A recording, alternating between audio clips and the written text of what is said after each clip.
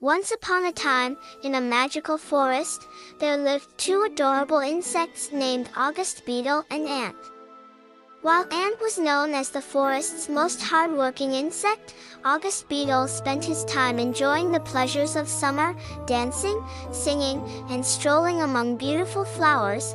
During the spring months, Ant diligently collected seeds from flowers, fruits from trees, and prepared for winter in a cozy corner of the forest.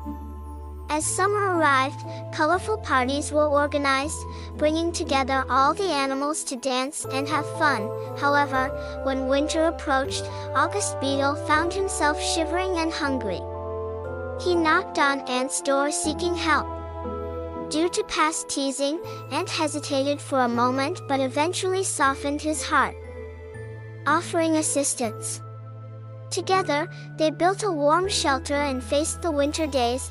August Beetle learned a valuable lesson from this experience, realizing the importance of both having fun and taking responsibility. The forest flourished with the happy days these two insect friends spent together. Please subscribe, like, and comment to video. Thanks.